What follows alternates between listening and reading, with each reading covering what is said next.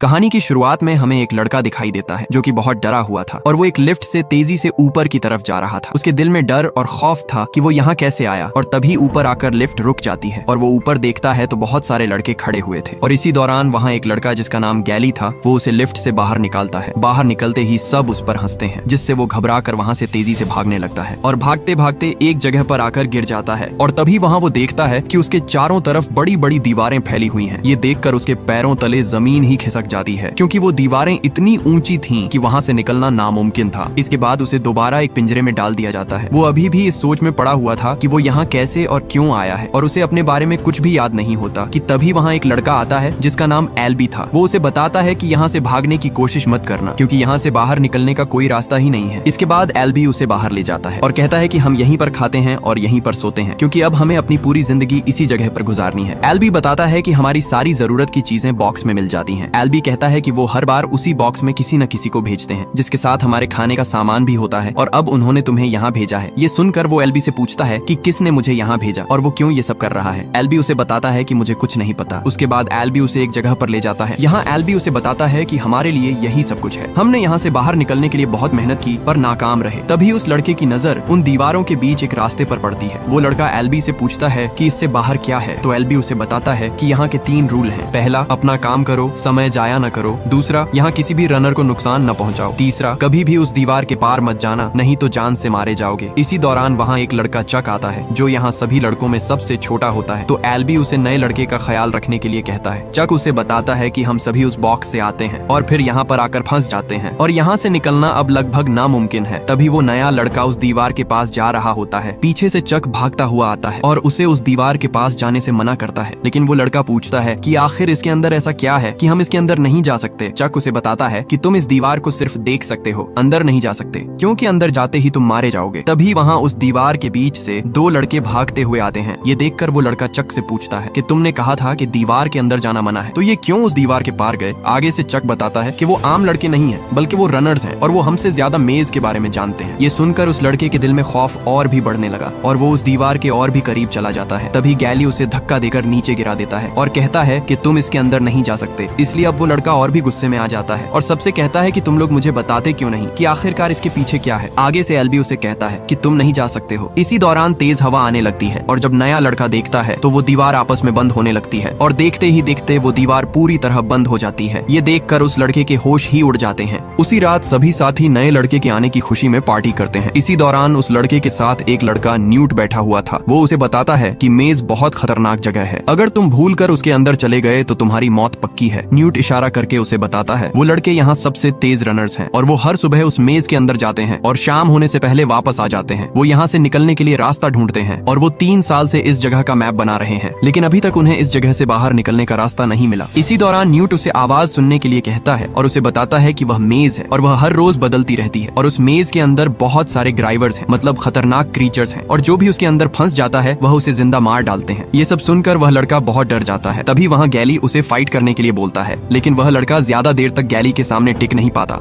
और गैली उसे जोर से नीचे गिरा देता है और इसी दौरान उसका सिर जमीन पर लगने की वजह से उसे उसका नाम याद आ जाता है और वह सबको बताता है कि मुझे मेरा नाम याद आ गया है, मेरा नाम थॉमस है। सभी लड़के उसका नाम पुकार कर उसे खुशी से वेलकम करते हैं। रात थॉमस सोया हुआ था कि उसी दौरान उसे कुछ अजीब से सपने आने लगते हैं जहाँ वह किसी लैब में होता है और कुछ साइंटिस्ट उस पर एक्सपेरिमेंट कर रहे होते हैं। सुबह होते ही एल्बी उसे एक जगह पर ले जाता है और एक चाकू उसके हाथ में देकर कहता है कि अपना नाम इस दीवार पर लिखो क्योंकि अब तुम भी हमेशा के लिए यहीं पर रहने वाले हो। थॉमस उस दीवार पर लिखे हुए बहुत सारे नामों को देखता है। ये देखकर वह एल्बी से पूछता है कि सब नाम यहाँ क्यों लिखे हुए हैं तो एल्बी उसे बताता है कि जो नाम कटे हैं वह सब मारे जा चुके हैं और बाकी अभी भी जिंदा हैं। ये सुनकर थॉमस थोड़ा घबरा जाता है क्योंकि अब उसकी जान खतरे में पड़ चुकी थी। उसी दिन काम करते हुए थॉमस न्यूट से पूछता है कि हम यहाँ से भाग सकते हैं अगर हम इन दीवारों को पार कर लें या फिर उसी बॉक्स में दोबारा से छुपकर यहाँ से भाग जाए। लेकिन न्यूट उसे बताता है कि कोई फायदा नहीं, हम ये सब कर चुके हैं क्योंकि यहाँ से निकलने का कोई भी रास्ता नहीं है, इसलिए अब तुम्हें यहीं पर रहना होगा। अब थॉमस जंगल में अपने लिए खाने के लिए कुछ ढूंढ रहा था कि तभी उसे वहाँ बहुत सारे कंकाल दिखाई देते हैं और इसी दौरान वहाँ एक रनर लड़का बेन आ जाता है और वो अचानक थॉमस पर हमला करने लगता है। अब जैसे तैसे करके थॉमस अपनी जान बचाकर वहाँ से भागते हुए उसी जगह पहुँच जाता है जहाँ बहुत सारे लड़के थे। यहाँ तुरंत न्यूट बेन पर हमला कर देता है जिससे वो थॉमस को छोड़ देता है। तभी वो देखते हैं कि उसके पेट पर उसी ग्रीवर के डंक का निशान लगा हुआ था, मतलब कि अब उसका बचना नामुमकिन है। इसलिए एल्बी कहता है कि इसे तुरंत पिंजरे में डाल दो। उसी दिन थॉमस एल्बी से पूछता है कि बेन को क्या हुआ है। आगे से एल्बी बताता है कि अगर उस क्रीचर का डंक किसी की बॉडी पर लग जाए तो वो इन्फेक्टेड हो जाता है और धीरे धीरे वो अपनी याददाश्त भूल जाता है। इसके बाद सभी साथी बेन को उस दीवार के अंदर भेजने वाले थे और धीरे धीरे बेन को सभी उस दीवार के अंदर भेज देते हैं। तभी वो दीवार आपस में बंद हो जाती है, इसीलिए अब बेन भी उनके बीच नहीं रहा। ये देखकर थॉमस और सभी दोस्तों को बहुत दुख होता है क्योंकि उन्होंने अपना एक और दोस्त भी खो दिया। इसके बाद वो उस दीवार पर लिखे सभी नामों में से बेन के नाम पर भी कट लगा देते हैं क्योंकि अब वो इस दुनिया में नहीं रहा। उसी रात में दोबारा थॉमस को सपना आने लगता है और उसे एक लड़की बुला रही है और वो देखता है कि उसके साथ कुछ साइंटिस्ट एक्सपेरिमेंट कर रहे हैं और फिर अचानक वो नींद से उठ जाता है और वो देखता है कि उस भूल भुलैया में मिन्हो के साथ एल्बी भी जा रहा है। इसीलिए वो न्यूट से पूछता है कि एल्बी रनर भी नहीं है तो फिर वो उस दीवार के अंदर क्यों गया है। तो आगे से न्यूट बताता है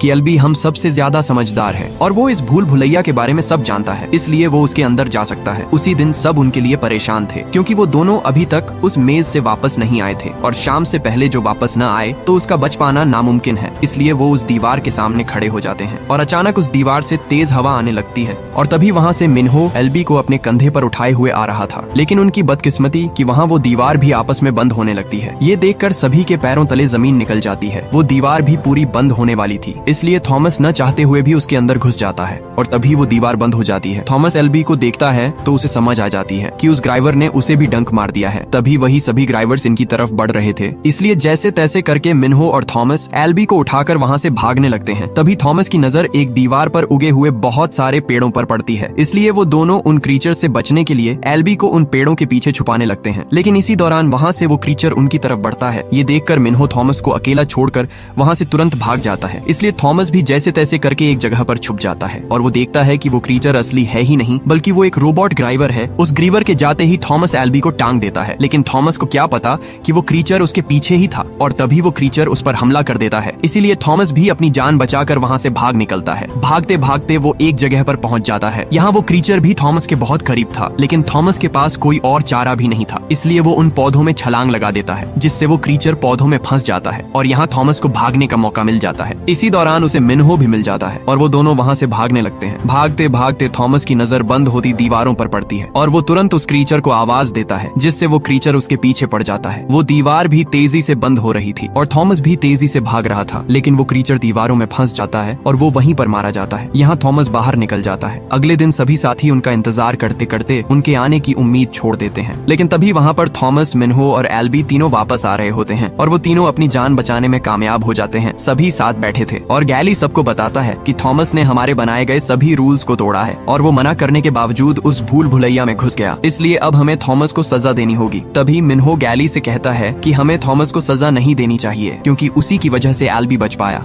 और जब से हम यहाँ हैं कोई भी उस क्रीचर को नहीं मार पाया, लेकिन थॉमस ने वो कर दिखाया, इसलिए अब थॉमस को रनर बना देना चाहिए। तभी उन्हें आवाज सुनाई देती है और सभी साथी उस बॉक्स की तरफ भागते हैं जहाँ हर महीने एक नया लड़का भेजा जाता है और लिफ्ट को खोलते ही वहाँ एक लड़की दिखाई देती है। यहाँ थॉमस उसे देखकर पहचान लेता है और ये वही लड़की थी जिसे उसने अपने सपने में देखा। उस लड़की के साथ एक नोट भी भेजा गया था जिस पर लिखा था she is the last one ever, मतलब कि अब इस लड़की के बाद कोई और नहीं भेजा जाएगा। इसी दौरान लड़की को होश आता है और वो थॉमस कहकर पुकारती है और फिर दोबारा बेहोश हो जाती है। काफी देर हो चुकी थी लेकिन वो लड़की अभी तक बेहोश पड़ी थी। न्यूट थॉमस से पूछता है कि क्या तुम इसे जानते हो, लेकिन थॉमस साफ मना कर देता है कि मैं नहीं जानता। इसके बाद थॉमस दोबारा से उस मेज में जाने के लिए तैयार हो जाता है, लेकिन मिन्हो उसे वहाँ जाने से मना करता है। आगे से थॉमस कहता है कि अब हमें उस क्रीचर के बारे में पता लगाना ही होगा, इसलिए मिन्हो भी जाने के लिए तैयार हो जाता है और यहाँ अब वो पूरे 5 लड़के सीधा भूल भुलैया के अंदर घुस जाते हैं। भूल भुलैया के अंदर आते ही उन्हें वही क्रीचर दिखाई देता है जो कि कल दीवार के अंदर ही मारा गया था। ये देखकर मिन्हो उस क्रीचर की बॉडी का एक हिस्सा उठाता है, लेकिन इससे पहले यहाँ कोई और क्रीचर आता वो वहाँ से वापस चले जाते हैं। वापस आते ही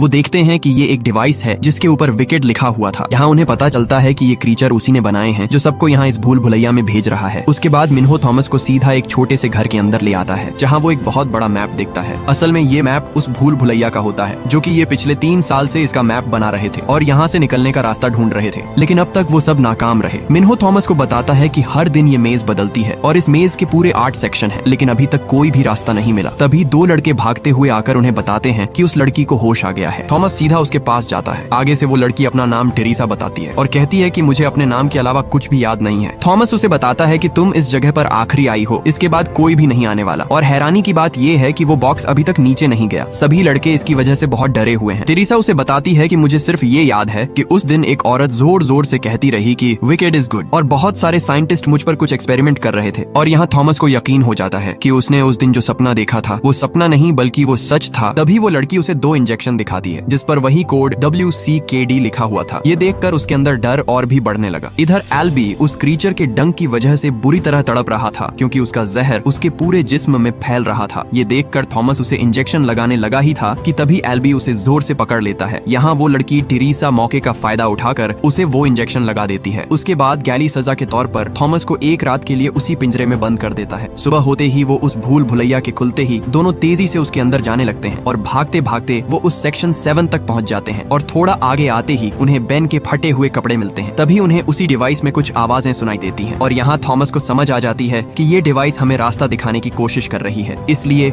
वो उसे फॉलो करते हुए एक जगह पर पहुंच जाते हैं और पहुंचते ही उस डिवाइस में ग्रीन सिग्नल आना शुरू हो जाता है। तभी उसके आगे सभी दरवाजे खुलने लगते हैं। सामने उन्हें एक होल दिखाई देता है। वो उसके करीब खड़े ही थे कि तभी उसके अंदर से उन्हें कोई स्कैन करने लगता है, जिसे देखकर उनके पैरों तले जमीन ही खिसक जाती है और तुरंत वहां से भागने लगते हैं। लेकिन अब उनकी जान खतरे में थी क्योंकि सभी दीवारें आपस में बंद हो रही थीं और उस भूल भुलैया का रास्ता भी पूरी तरह बदल रहा था। अब जैसे तैसे करके वो अपनी जान बचाकर उस भूल भुलैया से बाहर निकल आते हैं। वापस आते ही वो सभी को बताते हैं कि हमें एक दरवाजा मिला है जहाँ से हम आसानी से निकल सकते हैं, लेकिन वो रास्ता उन क्रीचर्स के आने का है। यहाँ गैली थॉमस पर बहुत गुस्से होता है कि तुम्हारी वजह से हम सभी की जान खतरे में पड़ गई है। जब से तुम आए हो यहाँ सब कुछ बदल चुका है, तुम्हारी ही वजह से एल्बी की जान खतरे में है। इसके बाद वो सीधा एल्बी के पास आते हैं। यहाँ एल्बी को उस इंजेक्शन की वजह से होश आ चुका था। थॉमस उसे खुशी से बताता है कि हमने यहाँ से निकलने का रास्ता ढूंढ लिया है, लेकिन एल्बी बताता है कोई फायदा नहीं, हम यहाँ से कभी भी बाहर नहीं निकल सकते। इसी दौरान एक लड़का उन्हें बाहर बुलाता है। थॉमस को वो लड़का बताता है कि अभी तक वो दीवार बंद नहीं हुई। ये देखकर सभी उस दीवार की तरफ भागते हैं। सभी बहुत डरे हुए थे। तभी वो देखते हैं कि सभी चारों दीवारें खुलने लगती हैं और सभी क्रीचर्स उनकी तरफ बढ़ते हैं। ये देखकर सबके पैरों तले जमीन निकल जाती है, इसलिए सभी साथी जंगल की तरफ भागते हैं। यहाँ वो क्रीचर्स सभी को एक एक करके मारते जा रहे थे। अब उनकी जान खतरे में पड़ चुकी थी क्योंकि अभी भी वो क्रीचर्स उनके पीछे ही थे। भागते भागते वो एक घर के अंदर छुप जाते हैं, लेकिन वहाँ भी वो क्रीचर सभी को मारने लगता है। इसी दौरान वो क्रीचर एल्बी को पकड़कर वहाँ से ले जाता है। तभी गैली भागता हुआ आकर थॉमस पर हमला कर देता है क्योंकि गैली ही थॉमस को सबका कसूरवार समझता है। ये देखकर थॉमस दुखी होकर वही डंक खुद को लगा लेता है जो उस क्रीचर का था। डंक लगाते ही वो बेहोश हो जाता है और उसे वही सपना आता है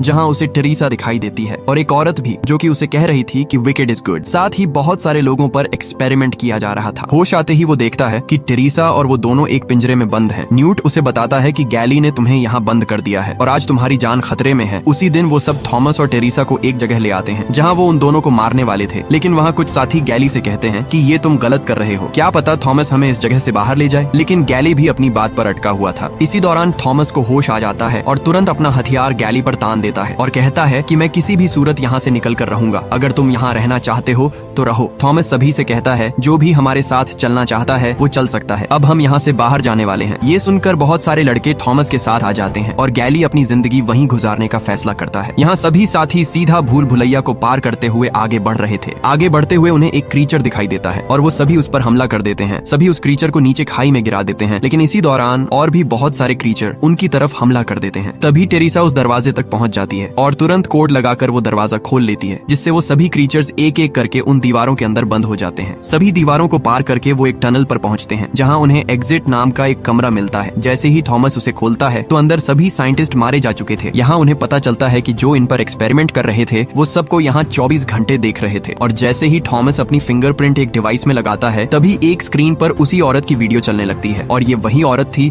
जो कि थॉमस और टेरेसा के सपने में आ रही थी। वो बताती है कि मेरा नाम एवा पेज है। वो कहती है कि मुझे पता है कि आप सब बहुत डरे हुए होंगे, मैं मानती हूँ कि ये सब मेरी ही वजह से हुआ है क्योंकि मैं ही इस एक्सपेरिमेंट की इंचार्ज हूँ, लेकिन हमें न चाहते हुए भी ये सब करना पड़ा क्योंकि सूरज ने पूरी दुनिया को जलाकर राख कर दिया है और कई लाखों जानें इसकी वजह से चली गई। इसके बाद एक वायरस फैल गया जो सब लोगों के दिमाग को अपने कंट्रोल में कर लेता था और ये वायरस कुछ इंसानों पर असर नहीं करता था और वो आप ही सब हैं जो इस भूल भुलैया में थे। डॉक्टर एवा पेज आखिर में कहती है कि ये सब आपको कुछ देर में पता चल जाएगा। इसके बाद डॉक्टर अपने आप को ही गोली मार देती है। सभी लोग इससे पहले वहाँ से भाग लग पाते। वहाँ गैली आ जाता है जो कि इन्फेक्टेड हो चुका था और उसके हाथ में गन थी। इसी दौरान वो थॉमस पर गोली चलाने वाला था कि तभी मिन्हो उस पर अपना हथियार फेंक देता है और वो वहीं पर मारा जाता है। लेकिन गैली की चलाई हुई गोली सीधी चक को लग जाती है और चक वहीं पर मर जाता है। ये देखकर सबको बहुत दुख होता है। तभी वहाँ बहुत सारी फोर्स आ चुकी थी जो सबको वहाँ से ले जाती है और अपने हेलीकॉप्टर में उस जगह से दूर ले जाते हैं और सभी साथी देखते हैं कि बाहर की पूरी दुनिया कचरे के ढेर में बदल चुकी है और यहाँ सभी साथियों का फैसला ठीक रहा और वो उस भूल भुलैया से निकलने में कामयाब रहे। इसके बाद हमें वही डॉक्टर एवा पेज दिखाई देती है जो कि अभी भी जिंदा थी और वो कहती है कि अब शुरुआत होगी फेज 2 की। अगर आप इस मूवी का पार्ट 2 देखना चाहते हैं तो कमेंट सेक्शन में पार्ट 2 जरूर लिखें।